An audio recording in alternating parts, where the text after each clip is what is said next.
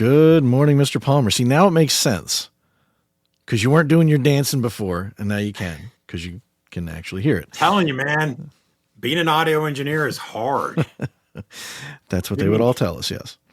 Give me stuff you can't see or hear or feel. I'm perfectly fine. You add one of those things in, man, I'm done.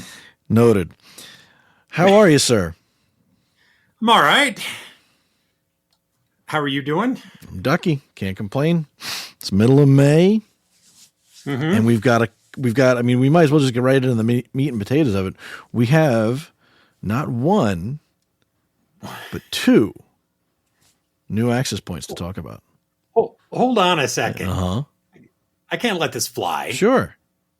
We can't just get right into it. Why? We're not even a minute in. We didn't go off the rails. Yeah. We didn't talk about some abstract topic that has no bearing on technology. Uh-huh. I'm not sure I can emotionally handle this type of show. You know, I feel like we need an emotional support dog for Jim. Hold on. I was going to say, we do have some. I'm sure we could get you one. Now we've gone off the rails. There you go. There's your emotional support puppy. Here's my emotion. So now we can, all right, I'm good. See, and we didn't want to go too obscure. We didn't want to do anything, the chit chat. Cause I mean, it's not one AP, Jim. It's two brand new APs. That's big, just kind of get right to the chase, get right to the point. What's a couple brand new APs amongst friends? Pretty cool, if you ask me. Look, I got two old APs sitting on the floor over here. I mean, we got plenty of old APs, but it's new. But now I have a puppy. Okay. See, and now just like that, we're off the rails. You've got a little bit of obscurity. People got to see you scoot in your chair if they're watching. If you're not watching, please come hit us on YouTube, like, subscribe, do all that fun stuff. But watch Jim slide around in his chair. But anyways, the important stuff. Also, I've also proven that my background is not some like weird generated background. Like I can actually interact with my background. Yes, you and your million radios. It's not a million. No, it's like 12. Well, it's 10 that I can transmit on and one that I can listen on. So I was close. I said 11. Yeah. All right. Now can we talk about some new APs, Mr. Palmer? God. Come on. The people at home are like, come on, let's let the tease is at it's been teased, So let's show them the goods. So do new APs. Now it's funny. I use this all the time and people always ask me, they're like, but you have the inside information. And I'm like, yeah, I have a lot of inside information, but I probably use our public website more than I use our internal stuff. Mainly because it helps me know like what somebody else has already gone to legal through and been like, hey, can we talk about this? And I go, yay, it's on the website. So I get to talk about it. So that's actually where today's episode came from, is because I was scrolling down through here on the website. And I realized that if I click on the Wi-Fi 7 generation right here on the little filter stuff on the left-hand side, I click on that. Hey, look at that. We got 3 APs, whereas like a month ago, we only had 1 AP. I think it was like a week and a half ago. We only had 1, to be fair. Well, the press release for 1 went out last week. I think the other one, so maybe it was 2. Yeah. But that's why I said a month ago. So a month ago we had the 1, it was the R670, which we had an episode last year where we talked about the R670, but now we have the R670 and the T670, which pick your flavor, Mr. Deegan. See, for me, and some of this is a bias of my customer base, I see the T670 as the bigger deal. Not to take anything away from the R670, but this is something that we haven't had since Wi-Fi 6. It is an outdoor AP that we actually can really get excited about. 6E had no outdoor APs because of, I'm not saying anybody didn't make them. We didn't make any. Without AFC support, you couldn't run a 6E AP outside. Now you've got a Wi-Fi 7 AP that we've made that's outdoor, it's weatherized, it's shipping, right? I believe it's shipping. It's been announced. It was announced last week. If it's not shipping, it's shipping imminently. Look, you're an outdoor guy. You should know this. I mean, I've had them in my hand, so you can't take what I can do as gospel truth, because again, we get a little bit of early access, but it's been released, it's been announced, it's coming soon to an outdoor mount near you is probably the best way I can put it. I can't help but get excited about this, right? I couldn't 6E, we sat out, and by we I mean me. I couldn't put a 6E outdoor AP out because I didn't have one to do.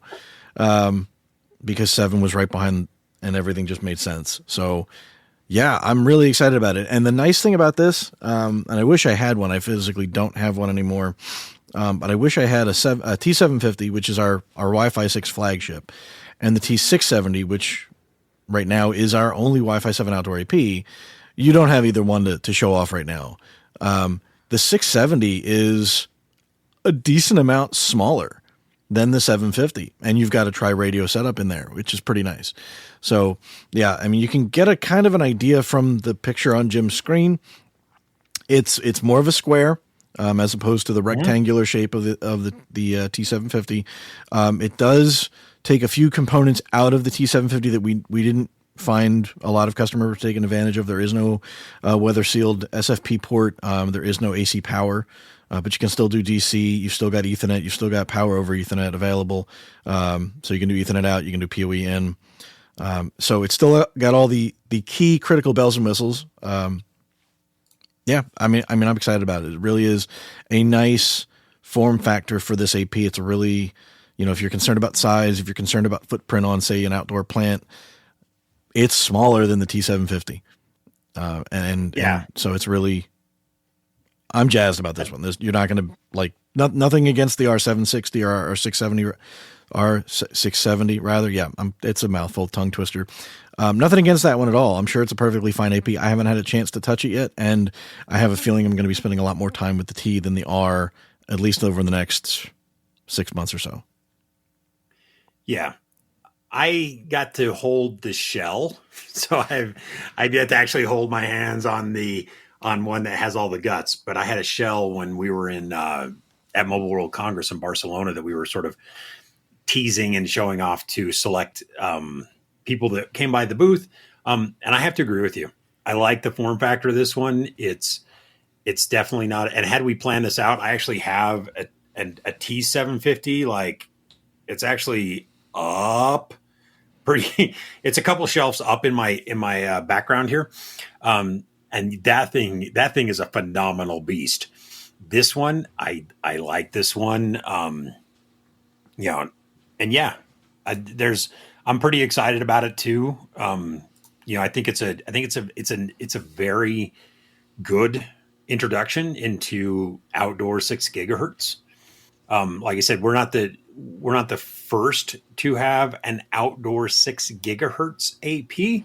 However, we are the first to have a Wi-Fi 7 6 gigahertz outdoor AP.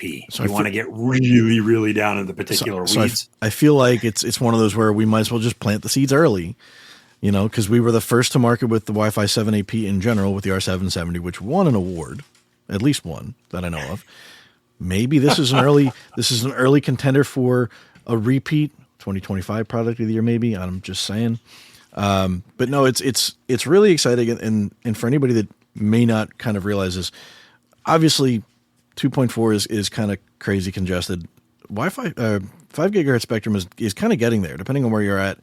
And for some of the applications that I've seen outdoor space use this for, public Wi-Fi and things like that, you're contending with everybody's signal that you can get. So 6 gigahertz spectrum is sorely needed in those outdoor applications, the public Wi-Fi, things like that. Maybe not. I mean, it's always needed anywhere, it's extra spectrum, but I think it's going to be a real, I don't want to be hyperbolic about it, but to me, it's a game changer. You're getting 6 gigahertz spectrum where it's sorely needed. Yeah. Because I was like that was the one market, even for those vendors who put out a Wi-Fi 6E outdoor AP, they couldn't really take advantage of it because it was outdoors. You needed certain things for that, like AFC. You couldn't take advantage of it where you needed it. I don't want to say most. I mean, we can think of plenty of environments, densely populated urban environments, apartment buildings and things like that could desperately need more spectrum. But this is one of those areas that unlike indoor spaces in 6E, you couldn't do anything with it until now. So, yeah, I'm excited. Yeah, and it is, because you're right. There are a lot of places where outdoor 6 gigahertz and you would be very beneficial. Stadiums, LPV type of. I mean, there's a lot of places where this is going to really turn some heads, I believe. And for those wondering and asking who aren't following along on YouTube, it is a 2x2 across all 3 bands. I'm showing the specs here, but you can go. We'll put a link in there that you can go click to get to the data sheet. Like I said, it's on the website. But you're looking at a paltry 5.7 gigabits per second, which I have to laugh, because I'm just like, I was having this conversation with somebody last week, and we were talking about 5.7 gigabits per second. I mean, really? I mean, just think about that for a second. And I was, as you were talking, I was scrolling. I came down to this the Wi-Fi standards that it supports, which is the IEEE 802.11 ABGNACAXBE. And I'm just kind of going, wow, that's I mean, it's everything. It's everything. In my head, I'm like, we need to have a way to kind of like roll this up. You know how they roll up the IEEE standard? We need to have a better way to roll this up, because now it's getting a little, because it used to be like what ABGN. But it was, no, you'd have ANAC and BGN and BGN. So you only had the 3, but now it's getting to be a mouthful. Yeah. But if you think about like where we started from 25 years ago with 802.11a using OFDM in 5 gigahertz. Yes, that's a thing. Was a thing, still is a thing. It's 54 megabits per second. 802.11b, which was DSSS at 2.4. Getting your whopping 11 megabits per second. So to think now that we're from 11 megabits per second or 54 megabits per second to 5,765 megabits per second. Yeah, I have to agree with you. This one I'm really excited about. Hey, look, we can put 768 concurrent users, score one. Of course, that is, assuming you're using all 3 radios. But, I mean, the speeds, obviously we talked about this last episode where speed is not the end-all, be-all for Wi-Fi. But, on the flip side, and I don't think we actually made that point last show, was for things like LPV, you're talking a stadium, an arena, a convention center, that aggregate speed, that throughput is not just for one user. Obviously, we want all the speed we can get for ourselves. But if you're talking about, you've got 768 concurrent users, that's 40 something. I can't do math on the fly. Couple hundred. I mean, you want a couple hundred on a radio at a time. That's 5. Thank you, Jim. I can see a calculator, but I can't actually read it because I haven't done the math yet. but you're talking about a couple hundred users per channel at any given time, and you're dividing that up, and that's. Take a random guess at like what common number do we normally 256 see? Yeah, it's 256. Yeah, that's where I was going. I don't know why 240 popped in my head, but so we can have the design discussions. You don't want 256 on a radio for other reasons, but you're dividing that 5.7 across all of those concurrent users, and that's where I think you're going to see some huge gains. I mean, look, every time we've got a Super Bowl or a major event, tournaments or big gatherings of 70, 80,000, 100,000 people in an arena, you've always got some service provider or some vendor or just some market, whether it's, I don't even know, like what are the surveys are out there. They're always posting the numbers about all the traffic, the tonnage, the throughput, the big numbers.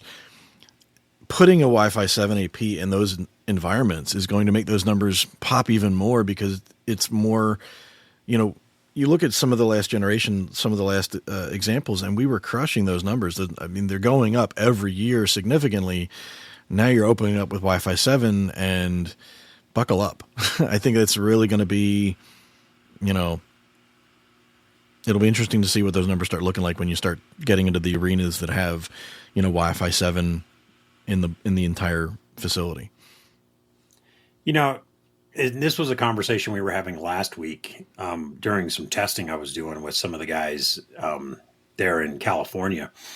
And we were running some tests, and at first, for a while, we actually thought that we were struggling because OFDMA was happening. And of course, I was sitting here in Denver, and I was like, I have no way to look at the spectrum. But then I started doing some over-the-air packet captures, and I could figure out that OFDMA wasn't happening. But I'm actually really interested. I'd love to be able to get to an event that has, once this is actually deployed and in place, I'd love to be able to get to an event, a big event, and actually see like, hey, how does this stuff work? Because I believe OFDMA at 6 gigahertz could be really interesting in some of these stadium environments where you have a lot of mobile devices doing very small amount of packets. But this one, like I said, I'm happy with the form factor. I'm happy. There's a lot of things to be happy about with this AP. And for those of you watching, if you, a little public service announcement, if you're on our website, and you see these pictures, like I said, it's just on our standard website. You see these pictures down here. When you click on the pictures, you can actually download images directly from the website. So if you're looking for a nice image of the AP, you can go download it. I'll be honest with you, that's where I get most of my images. So the secret's out, Jim. Yeah. I'm sorry. The secret is out. Oh, look, they put it out there. We might as well use it. I mean, True. But so again, the T670 was not the only one we've just announced. That press release, I think, went out about a week ago. But the R670, R670. Again, the 7s and the 6s are going to throw me off. They have for the last year. You'd think by now I'd get it. So the R670 was also announced recently. And yes, that is, I mean, it's exciting because again, now it brings our Wi-Fi 7 offerings up to 3. We've got 2 indoor now and the 1 outdoor. Yep. So, I mean, really and truly, you're getting more options. Obviously, 3 is better than 1. So there's probably something out there for most everybody. Well, not everybody yet. Obviously, we've got a couple. We don't have an H series one yet.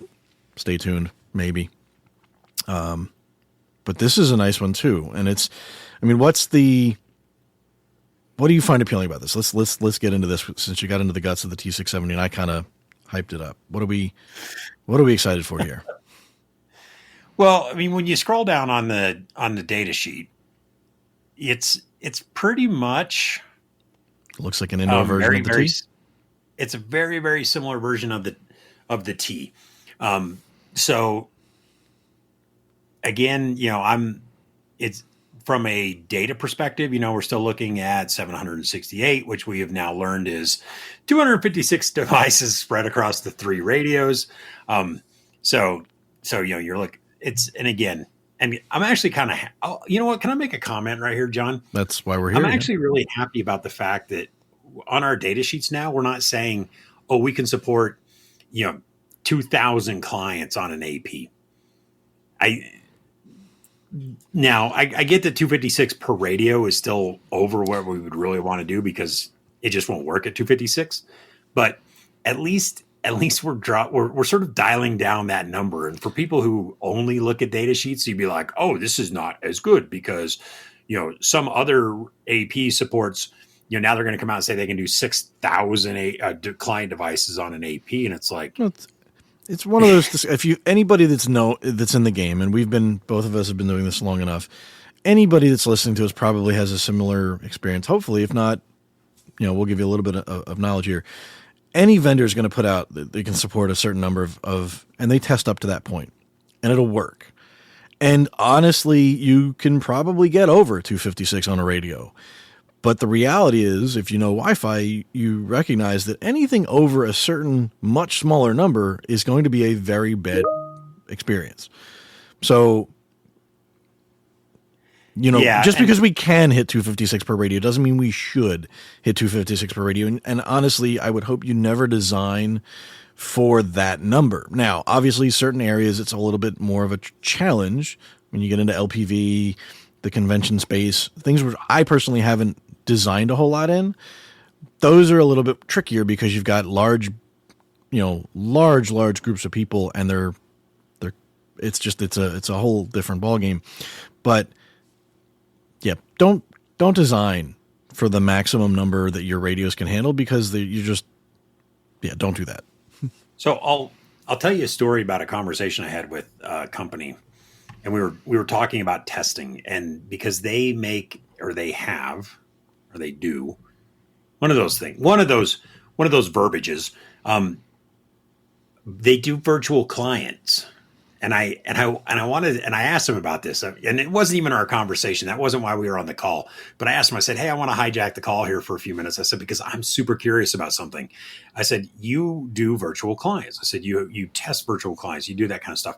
And I was like, "How exactly do you do that when we know for a fact that the RF, the radio, the channel itself is going to be the bottleneck, not the processor?" And they said, well, they're like, "We only use our virtual clients when we're trying to stress and load up the chips on the processor chips on the AP." They're like, "So when we're trying to test something that's beyond the radio itself," they said, "that's the only place we'll use our virtual clients, is when we're trying to drive stuff." Yeah. And you could have the same thing on a switch port. You're on a switch, you're like, "Hey, I want to fill up the MAC tables, but I don't want to have 1,000 laptops sitting in racks and all cabled in." They said, "That's when we use the virtual clients." And but that's the only time we use it. And if somebody ever comes to us and says, "Hey, we want to test over the air stuff," they're like, "Yeah." They're like, "That's where we want." They're like, "We won't use our tools to do over the air stuff, because we know that it's the radio channel itself that becomes a bottleneck." And he goes, "And we can't simulate having that many radios." He goes, "Because it just doesn't, from a physics perspective, it doesn't work right." And so, yes, to your point, it's more of a stress test on the processors and the chips themselves, not on the radios. So yeah, even though it will do 256, and we say it'll do 256, don't ever put 256 clients on a radio. It won't. The RF will bite you long before the processors do. The other thing we didn't mention on the T670, but it still supports all of the cool Ruckus stuff like BeamFlex and PDMRC. I don't know. Have we ever talked about PDMRC since we've been doing? Not specifically, but I believe there's somebody that's asked to be on the show that we can probably bring in for a future upcoming episode that'll really do that justice. I think that's one of those that needs its own topic. Our own show, rather. Yeah. I think it needs a good 30 to 40 minutes of hardcore. Let's get into the guts, because it's a really important part of what we do, and specifically what Ruckus does and how we do it so well. So I think it needs its own show, and we'll definitely give it the proper spotlight in the not too distant future, hopefully.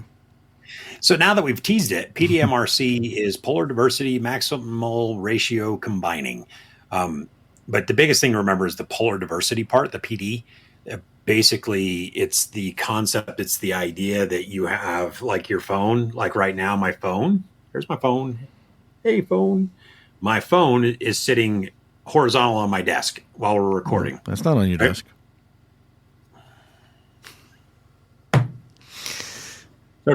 So now that John has no longer allowed me to show off my teaching tool. Well, you can show it. You just can't say it's not on my desk. You just can't say it's on your desk. You can show it though. Well, but okay. So here's the thing: you can have your phone, and when I get to put it on my desk, it's sitting like this.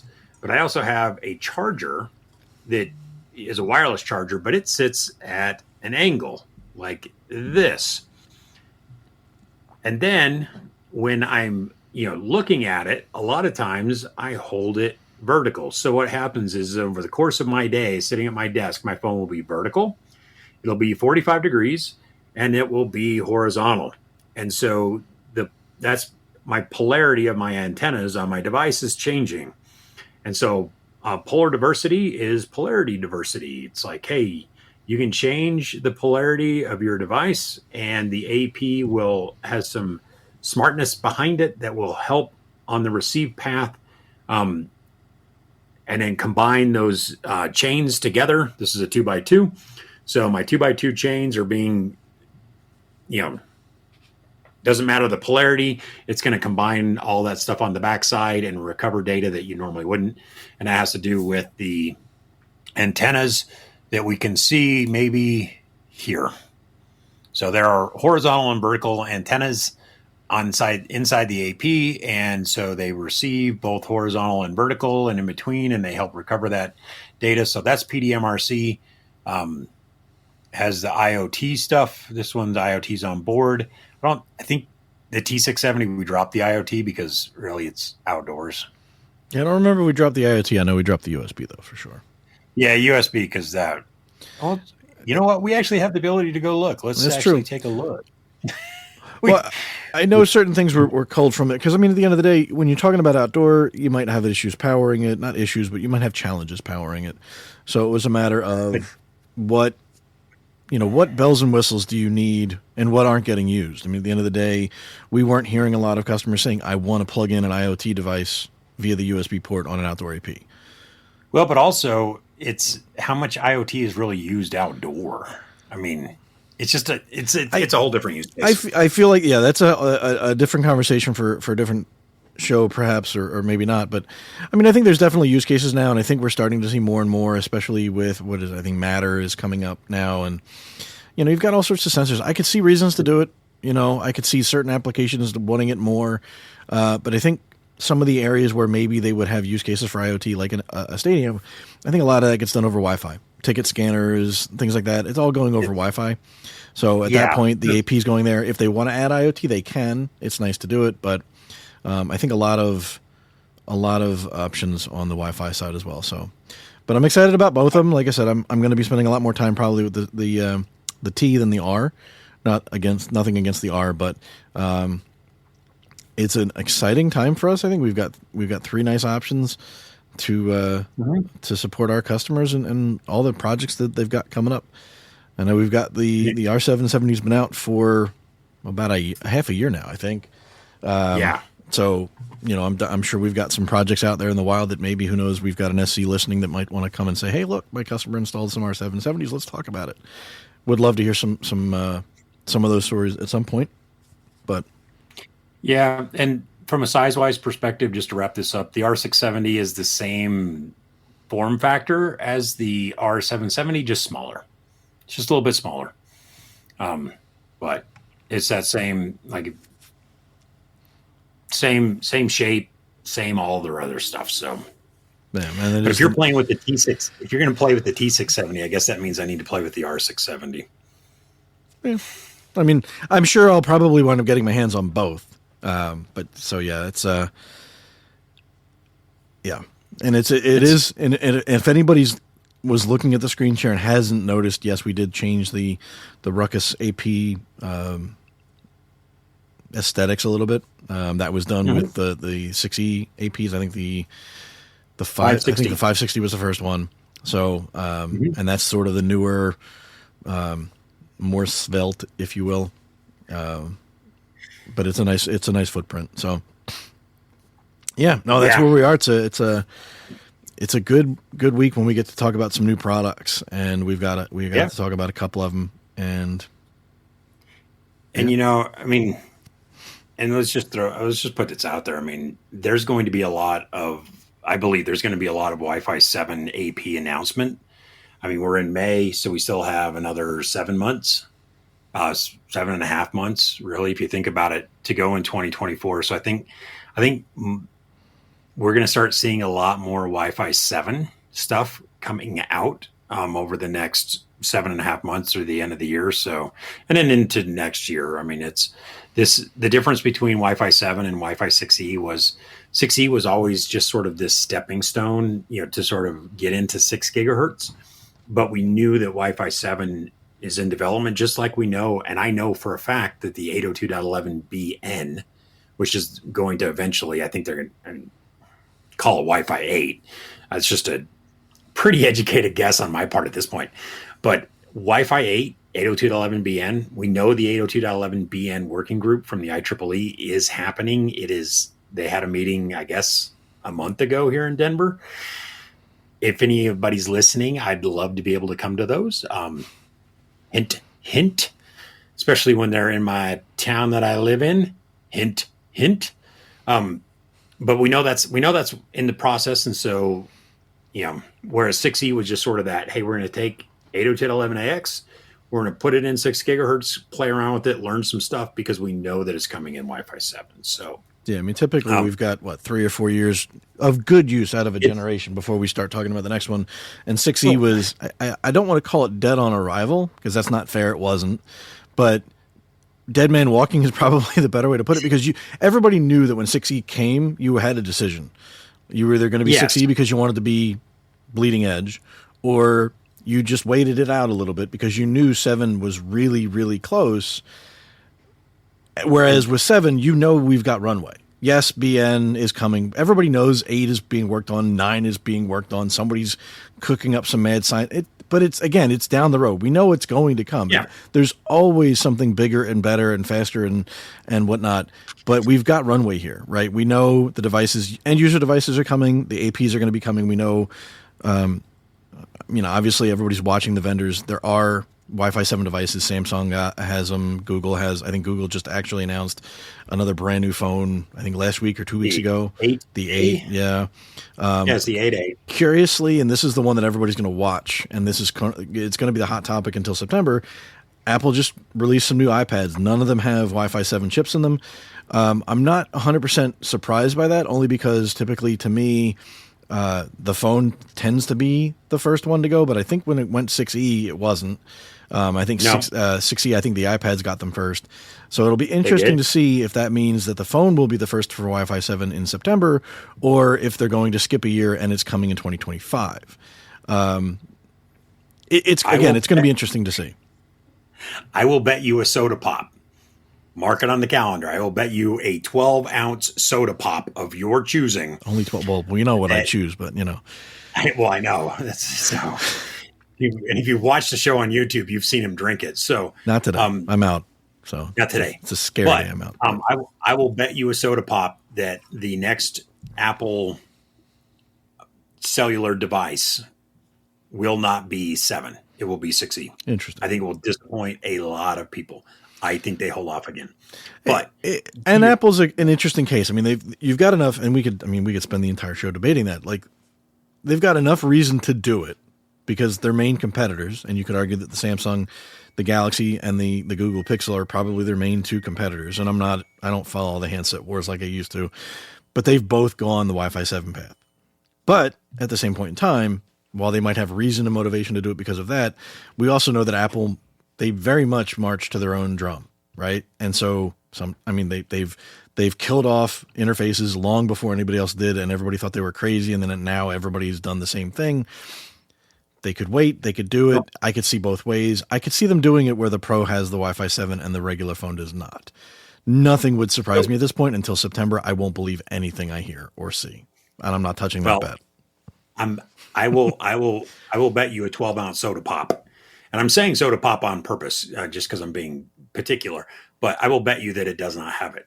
But it goes back to what you were talking about, like the lead or the runway, or like how long is useful. Like you're talking about Wi-Fi 6E versus Wi-Fi 7. But however, I'm gonna tell you something. Like I said, I had a couple of old APs sitting here on the floor, and it's because I need to upgrade my R610 that has been on Ruckus 1. I actually need to upgrade this now. It started biting me in some testing I was doing earlier today. And I'm going to update it to the R350. So here's the thing, right? We were talking about in the spec sheet where the APs are now 802.11 ABGN ACAXBE compatible. The backwards compatibility, I think, is one of the reasons why they're not, because you can still put a 6E Wi-Fi chip into a device and it's going to work on 7 gig or Wi-Fi 7 in 6 gigahertz outdoor, indoor. It's going to work on all of those other ones. It's backwards compatible. And so when you talk about, do you buy, a Wi-Fi 6 or a Wi-Fi 6E or a Wi-Fi 7, there's a big difference between the 6E is an outlier because there was Wi-Fi 5, 802.11 AC, and we don't talk about this as much as we should. There was wave 1 and wave 2. And so even though, we have 6E, 6E was kind of like the wave 2, but we didn't really talk about it in that sense because marketing got a hold of it, called it the 6E. But Wi-Fi 5 APs like my 610 I got right here, are still very useful today. I mean, not for, again, I only took it down not because it wasn't working, but because I needed it to do newer things, which is why I'm now going to a newer thing of a Wi-Fi 6, the R350 that came out, 4 years ago? 3 years ago? So I have no problem deploying this, but it's based on my needs. I don't need 6 gigahertz, but I need a newer chipset. And so this is my weapon of choice for my new chipset that I need to do testing with today and tomorrow. But that's so I think that's the question is now it's 6 or 7, because both of them are still viable, but it depends on your use case. And we've done that with the it depends and the 10 things we wish you knew about Wi-Fi. There's all kinds of different things that drive which model you pick. What I appreciate the most is, in May of 2024, we now have 3 Wi-Fi 7 APs in which to make that decision. And so I've already made my decision, and I'm going to go talk to my boss later today. And if you're listening, boss, I was talking to you about this last night.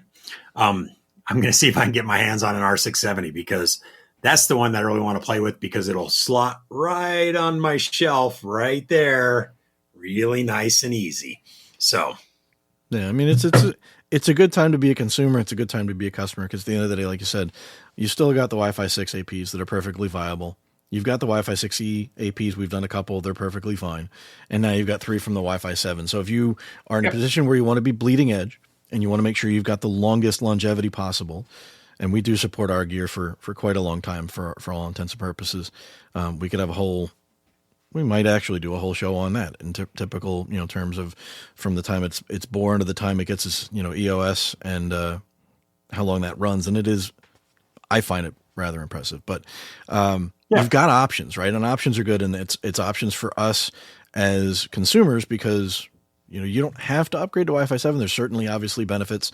We've talked about some of them, and we'll talk about them more in the future, because Jim loves talking about Wi-Fi 7, but it's a really good time to be, and we've been saying this all year, it's a great time to be a Wi-Fi professional, because we've got new toys, we've got new APs to talk about, we've got new technology to really get our hands on, and most importantly, we're actually back in the offices, and we're back with the clients and the customers deploying things and getting our hands dirty again, which is something that over the last couple of years with social distancing and all that it was problematic. We were missing some parts of our experience. It was harder to get on site to do some testing. It was harder to coordinate. Now, not really a problem. So I think as things get released, I think we're going to see some exciting, like you said, I'm waiting to see some real world activities, real world examples of this, reports of it, discussions. I think it's going to be an exciting, again, the next couple of years are going to be really, really, really slick to see what happens. So that's all I got. And then we'll have one down year, and then we'll be back to Wi-Fi 8. So that's just, there's always something. It's just cycle. That's a cycle of Wi-Fi. So it's a circle of life. Join the ride. Well, cool. I have nothing else. Mr. Palmer, how about you? No, I'm good, man. All right. Well, on that note, we will catch everybody on the next episode. Hey there. Thanks for listening. If you liked our show and haven't yet done so, please like and subscribe. If you want to contact the show directly, you can email us at ruckcast@comscope.com. Jim and I both read those emails. To learn more about any Ruckus products or services that we've talked about on this or any other prior podcast, please check out our About section of the show or the show notes. And as always, thank you for listening.